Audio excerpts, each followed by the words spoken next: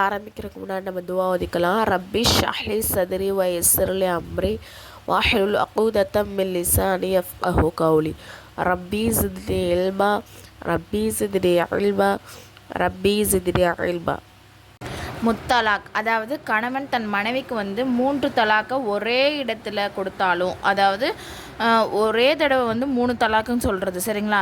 அப்படி சொன்னாலும் ஒரு மாதம் கழித்து ஒரு தலாக், அடுத்த மாதம் கழித்து அடுத்த தலாக், இந்த மாதிரி கொடுத்தாலும், எப்படி கொடுத்தாலும் 3 தலாக் சொல்லிட்டாங்க அப்படின்னு சொன்னால் என்னது, அந்த கணவனுக்கு அவங்களுடைய மனைவி ஹராமாக்கப்பட்டுருவாங்க சரிங்களா.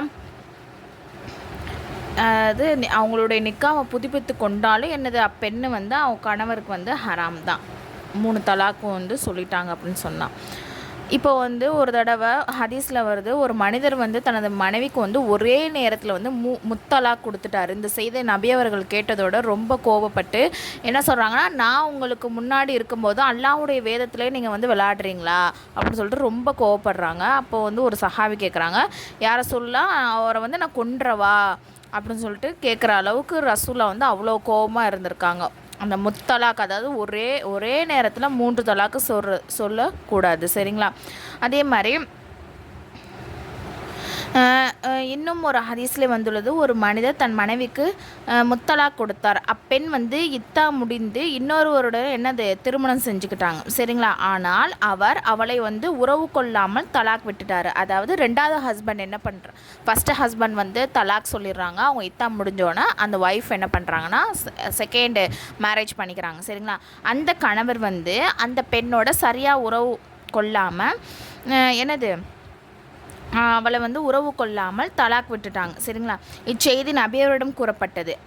இப்போ அந்த பெண் முந்தைய கணவருடன் சேரலாமா அப்படின்னு கேட்குறாங்க சரிங்களா. புரியுதா. ஃபஸ்ட்டு 2 ஹஸ்பண்ட் ஒய்ஃப் இருக்காங்க, அவங்க 2 பேருக்கும் என்ன ஆயிடுது, தலாக்கு, அதாவது கணவன் மனைவிக்கு தலாக் கொடுத்துட்றாங்க. இத்தா முடிஞ்சோன்னா அந்த மனைவி இன்னொருத்தவங்கள திருமணம் முடிச்சுக்கிறாங்க.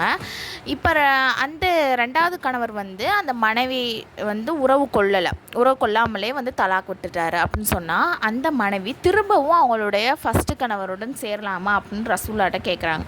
அதுக்கு நபி என்ன சொல்கிறாங்க அப்படின்னு சொன்னால், எப்படி அந்த பெண் முந்தைய கணவருடன் உறவு கொண்டு ஹாப்பியாக இருந்தாங்களோ அதே மாதிரியே என்னென்னு இந்த 2வது கணவரோடையும் இருந்து வாழ்ந்ததுக்கப்புறம் தான் என்னது, தலாக் விட்டதுக்கப்புறம் தான் அந்த முந்தைய கணவருடன் அவங்க திரும்பவும் ஹலாலாக முடியும் அப்படின்னு சொல்கிறாங்க. இவ்வளோ, அதாவது இது ஒரு மிகப்பெரிய என்ன சொல்கிறது, இக்கட்டான சூழ்நிலை சரிங்களா. இப்போ முத்தலாக்கு தெரியாமல் ஒரே நேரத்தில் கொடுத்துட்டு அதுக்கப்புறம் யோசிப்பாங்க இல்லையா, திரும்பவும் அந்த பெண்ணை திருமணம் முடிச்சுக்கலாம். அதுக்கு தான் இந்த இவ்வளோ கடுமையாக சொல்கிறது. அதாவது 2வது திருமணம் அந்த பெண் முடிக்கணும்.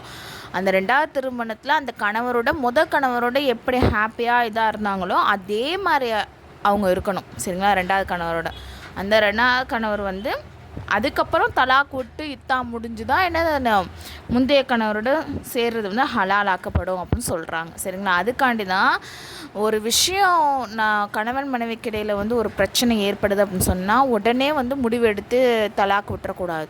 ரொம்ப யோசித்து நிதானமாக தான் நம்ம அந்த ஸ்டெப்புக்கே நம்ம போகணும் சரிங்களா. குலா சரிங்களா. இப்போ குலா அப்படிங்கிறது மனைவி கணவன்கிட்ட கேட்குறது ஓகேவா. இப்போ கணவன் ரொம்ப இது கொடுமைப்படுத்திட்டு இந்த மாதிரி வாழவே முடியாத சூழ்நிலையில் மனைவி இருக்காங்க அப்படின்னு சொன்னால், மனைவி அதாவது கணவன் தலாக்கும் கொடுக்க மாட்டேங்கிறாரு, ரொம்ப போட்டு டார்ச்சர் பண்ணுறாரு அப்படின்னு சூழ்நிலையில் மனைவி கணவன்கிட்ட குலா கேட்குறது. அந்த குலா கேட்குற மூலமாக கணவனுடைய மகரை மன்னிச்சு அந்த காசை கூட நீங்கள் திரும்ப தர வேணாம், எனக்கு குலா கொடுத்துருங்கன்னு கேட்குறாங்க இல்லையா, அதுக்கு பேர் தான் குலா அப்படின்னு சொல்லப்படுது ஓகேங்களா. இந்த பாடத்துடைய கொஸ்டின் ஒரே இடத்தில் முத்தலாக்குடைய சட்டம் என்ன, குலா என்று எதற்கு சொல்லப்படும். பாடம் 27 இத்தாவின் சட்டங்கள். கணவன் மரணித்து விட்டால் அல்லது தலாக் கொடுத்து விட்டால் அந்த பெண்ணின் மீது என்னது, மார்க்கம் நிர்ணயித்த கால அளவு அவசியமில்லாமல் வீட்டை விட்டு வெளியே வரக்கூடாது. அப்புறம் தன்னைத்தானே அலங்கரிச்சிருக்கக்கூடாது, மறுமணம் செய்து கொள்வது கூடாது சரிங்களா. அந்த இத்தாவுடைய காலத்தில் சரிங்களா. அந்த விஷயத்தெல்லாம் தடுத்து இருக்கக்கூடிய அந்த காலம்தான் என்னது இத்தா அப்படின்னு சொல்லப்படுது. இத்தாவுடைய கால அளவு அப்படின்னா இத்தா 2 வகையாக பிரிக்கிறாங்க. ஒன்று கணவன் மரணிச்சிட்டாங்க அப்படின்னு சொன்னால் அந்த அந்த அந்த காலத்தோடைய இத்தா என்ன அப்படின்னு சொன்னால், இது கணவனின் மரணத்தின் காரணமாக வாஜிபாகிறது. கணவன் எப்போ மரணம் அடைகிறாங்களோ அப்போ வந்து அவங்க இத்தா இருக்கிறது வாஜிபாகிறது. இதன் கால அளவு கர்ப்பிணியாக இருந்தால் குழந்தை பிறக்கின்ற காலம் வரையாகும். அதாவது அவங்க வந்து கர்ப்பிணியாக இருந்தாங்க அப்படின்னு சொன்னால் குழந்தை பிறக்கிற வரையும் அவங்க வந்து இத்தால இருக்கணும். சரிங்களா? மற்றவங்களா இருந்தாங்கன்னா 4 மாதம் 10 நாள் இருக்கணும். சரிங்களா? அந்த கர்ப்பிணி வந்து இப்போது இன்றைக்கி கணவர் வந்து மரணம் அடைஞ்சிட்டாங்க அப்படின்னு சொன்னோம்னா, இப்போ அடுத்த நாளோ ஒரு 2வது நாளே குழந்தை பிறந்தா கூட அவங்களோட இத்தா காலம் வந்து முடிஞ்சிடும். சரிங்களா? அந்த அளவுக்கு கூட இருக்கும். இல்லை அப்படி இல்லை, அவங்க ஸ்டார்டிங்கில் இப்போது மாதமாக இருந்து ஃபஸ்ட்டு மாதத்துலேயே கணவர் இறந்துட்டாங்கன்னா அந்த 10 மாதம் வரையும் அவங்களுக்கு இத்தாவுடைய காலம் இருக்கும். சரிங்களா? அதுக்கு தான் இது. கர்ப்பிணியாக இருந்தாங்கன்னா குழந்தை பிறக்கிற வரையும் அவங்களுடைய இத்தா காலம். அடுத்து வந்து 2வது டைப். இப்போ 2வது டைப் என்னென்னா தலாக்குடைய இத்தா காலம். அப்படின்னா எப்போ அவங்க தலாக் சொல்கிறாங்களோ அப்போயே வாஜிபாகிற அவங்களோட இத்தா காலம். இப்போ கர்ப்பிணியாக இருந்தாங்க அப்படின்னு சொன்னால் அதாவது அந்த பெண் வந்து குழந்தை பிறக்கிற காலம் வரை. சரிங்களா? அதே மாதிரி மிக சிறிய வயது அல்லது வயோதிகத்தின் காரணமாக மாதத்தொடக்கு வராத அந்த வயசில் இத்தா இருக்கிற நிலைமை இருக்குது அப்படின்னு சொன்னால் அவங்களுக்கு என்ன கால அளவுனா 3 மாதம் முழுமையாக என்ன பண்ணணும், அவங்க வந்து இத்தா இருக்கணும். இத்தாவுடைய இடம் என்ன அப்படின்னு சொன்னால் மரணத்திற்கு முன்பு அந்த கணவன் வந்து மரணத்திற்கு முன்போ அல்லது தலாக் விழுவதற்கு முன்னாடி எங்கே இருந்தாங்களோ அதே இடத்துல தான் இத்தா இருக்கணும். இப்போ அவங்க வந்து கணவன் வீட்டில் தான் இருந்தாங்கன்னு சொன்னால் அங்கே தான் இத்தா இருக்கணும். ஆனால் அங்கே இருக்கிறது மூலமாக உயிருக்கோ உடைமைக்கோ கண்ணியத்திற்கோ ஆபத்து ஏற்படும் அப்படின்னு சொன்னால் அவங்க வந்து பாதுகாப்பான இடத்துல இத்தா இருந்துக்கலாம். சரிங்களா? தலாக்குடைய இத்தாவின் அனைத்து செலவுக்கும் எனது கணவனே பொறுப்பாளியாக இருக்கிறாங்க. இத்தால வந்து கூடாத விஷயங்கள் என்ன அப்படின்னு சொன்னால் வேறொருடன் திருமணம் முடித்தல், தெளிவான வார்த்தையினால் திருமண தூது அனுப்புதல். சரிங்களா? தேவையில்லாமல் வீட்டை விட்டு வெளியேறுதல். 4வது வந்து அழகு ஆபரணங்களை பயன்படுத்தல். உதாரணமாக நகை அணிதல், மருதாணி இடுதல், அழகிய ஆடைகளை அணிதல், சுருமா இடுதல், இந்த மாதிரி விஷயங்கள்லாம் தவிர்த்துக்கணும். எது செஞ்சால் நம்ம வந்து அலங்கரிக்கிற மாதிரி இருக்கோ அந்த மாதிரி விஷயங்களை அவாய்ட் பண்ணிக்கணும் அந்த டயத்தில். ஓகேங்களா? சட்டம். மரணத்துடைய இத்தாவின் போது பெண்ணுக்கு இத்தா கழிப்பதற்காக பணம் இல்லையெனின் உணவிற்காக சம்பாதிப்பதற்கு என்ன பண்ணலாம், அவங்க வந்து வெளியே போகலாம்.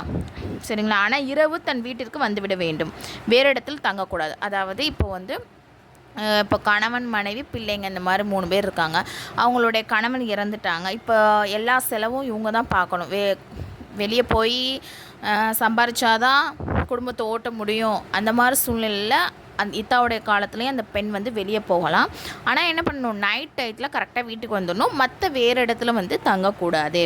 அடுத்த சட்டம் என்னென்னா தலைவலி நீங்குவதற்காக நறுமணம் இல்லாத எண்ணெயை தேய்ப்பது கூடும்.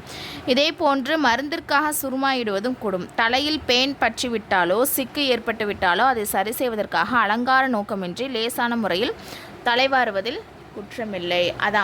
அதாவது நமக்கே தெரியும் இல்லையா, அலங்கரிக்கிற நோக்கம் இல்லாமல் இந்த விஷயங்கள்லாம் நம்ம பண்ணிக்கலாம். இப்போ வந்து சில தைலங்கள்லாம் ஸ்மெல் ரொம்ப ஜாஸ்தியாக நறுமணம் மிக்கதாக அந்த மாதிரி இல்லாமல் மருந்துக்காக நம்ம யூஸ் பண்ணுறதா யூஸ் பண்ணிக்கலாம்.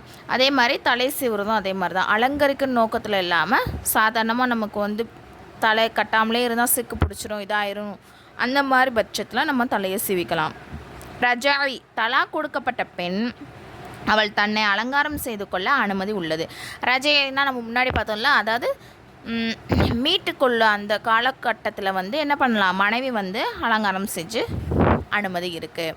இந்த பாடத்துடைய கொஷின், இத்தா என்று எதற்கு கூறப்படும்? தலாக்குடைய இத்தா எத்தனை நாட்கள்? மௌத்தின் இத்தா எத்தனை நாட்கள்? பெண் எங்கே இத்தத்தின் காலம் கழிக்க வேண்டும்? இத்தாவின் எந்தெந்த காரியம் செய்யக்கூடாது?